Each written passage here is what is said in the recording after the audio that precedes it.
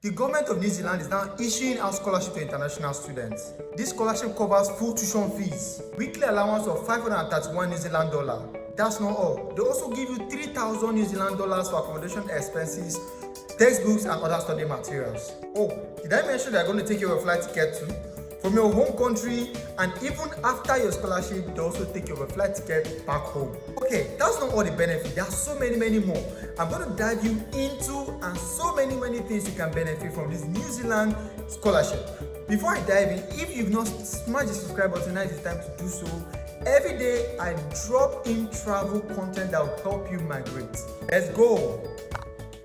Wait, have you smashed the subscribe button? Thank you. Go to Google and type New Zealand Government Scholarship. Now you see the official website pops out. You click on it. Good. Now you see everything you need to know while studying in New Zealand, types of scholarship. So you way to scholarship for international tertiary students. I'm making use of a mobile so anybody can do it. You don't need a laptop or anything. So you just open it, right? So you can see below for more information about the 2023 application round and COVID-19 update, right? You don't need this. So the first thing we want to check is eligible countries, right? If you click on eligible countries, let's see countries are eligible to apply. Now let's start from Pacific countries. So if you're from Micronesia, Fiji, Kiribati, Marshall Island, Nauru, Niue, Palau, and the rest, then you're good to go, right?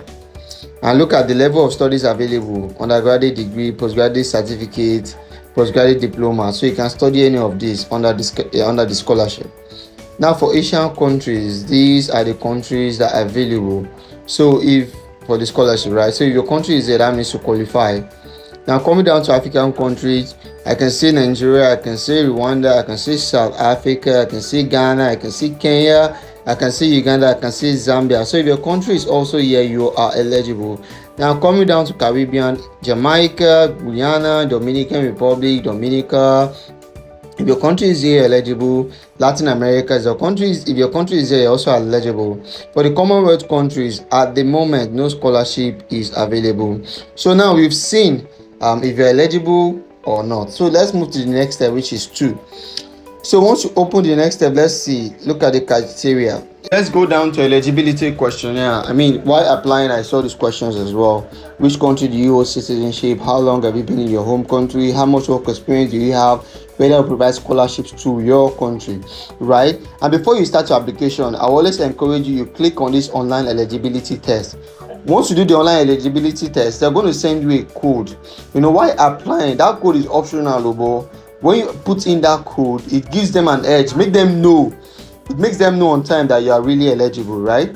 So let's look at the age requirement. You see, you must be 18 years older when you start your scholarship. So that means if you are below 18 years, then you don't qualify. And look at the upper age limit for applicants is 40, right? But then there are some exceptions as well.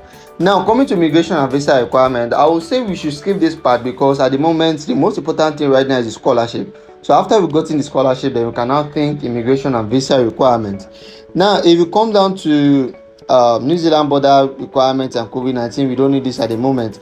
English, academic and English requirement for scholars, right? You're going to need IELTS at the end of the day, right? But why applying or why filling your application online, you don't need any English proficiency, right? When I did mine, I never needed English proficiency, right? So it was just a scholarship application. Once you are accepted to the program or once you get scholarship, then you will now need to provide your IELTS. In fact, the government itself are also assisting with payment of your IELTS. So you can just do it the moment your IELTS the moment you get your scholarship, and even they are ready to fund it for you. Do it to some specific countries. So you can see scholars must contribute to their country's development. I think I don't need to open it. It is self-explanatory. You must come back to your home country and contribute what you have learned to your country's development. Now, work experience. You see, you must have 1 year of full-time work experience, 30 hours or more hours per week, and 2 years of part-time work experience up to 29 hours per week, right? So basically, I think everybody applying for this, as long as you're above 19, you should have work experience, right? So basically, that's just it. So let's move to the next phase. You click on next, which is number 3. Good.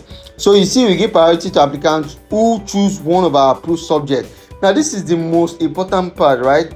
So you don't want to make a mistake. Now, before picking any subject, because while you fill in the form, they will tell you to pick two subjects as well as 2 institutions. So while picking the subject, there are lots of subjects, but they pay attention to some particular subject, right? So you pick your region. I'm an African, I'm a Nigerian precisely. So I'm just going to pick Africa, right? So just follow the same example wherever your location is, right? So you can see master's level study is preferred, right? It's preferred for Africans, right? And look at the subject you are supposed to be considering is agribusiness, farm management, agri-commerce, agricultural technology, all of this. Or if you're going to try renewable energy, you're going to pick any of these. For good governance, I noticed for good governance, you must have worked in the public sector before you can choose any of these subjects. So if you know you've not worked in the public sector, don't even bother. So you have to pick any subject from this. While filling the form, you say a lot of subjects, but make sure it has to be one of these, right? Good. Now let's go down to next. I think this is clear enough. Let me just go back, right? Let me just go back. So let's go back to number 4. This applies to every other country, right? Let's see. Research approved education institution and the course catalog. Good. So now you have to choose from any of these institutions, right, to study in New Zealand. Once you get the scholarship, you have to pick from this institution. Now this is where the trick comes. After selecting your subject that I just showed you earlier, go to that university and make sure they offer such subject, right? They offer such subject so that there will be a similarity. Not that you pick a subject and then when you go to the university, you find out that not even you've imputed the university and you find out that they're not even applying that subject, right? They're not even doing that subject. So you have to make research of your university. But I mean, all this comes. You have to make research of your university, and if you don't want to use university, you can always use institute and all of that, right? So basically, let's move to how to apply for New Zealand scholarship, which is the most important factor. So remember, it's closing 1st February 2023. It started 1st February 2023 rather, and it will be closing 28th February 2023, right? Good. So how to apply? Okay, so if you're an Asian country, you just click online here to start. Now if you're African country, wherever you are, I am an African, so I'm going to use Africa as an example. So I am just going to click apply online here. So everything you need to know about the application, reset your password. No, this is if you have already started applying, but I mean most of us that are seeing this video for the first time, we are just doing it for the first time. So as I encourage you the first time, always take an online eligibility test. It is optional while applying. But once you do this, they're going to give you a code. I mentioned that. So once you get that code, you impute it while applying online, right? It makes it easier for the organizer to know that you are eligible, right? So you just have to register for a Manaki New Zealand scholarship account, then set up a password, then you complete and submit your application. Remember, write in English, check your work, make sure your English grammar is correct, your punctuation and spelling, then keep answers very concise. Don't cheat or plagiarize. We will reject application if there's evidence your work is not your own work or other people have helped you with your answer. So you need to be very careful. I must supply the valid email address because at the end of the day, if you qualify, they're going to send you your information via an email address. So let's go straight to click apply online.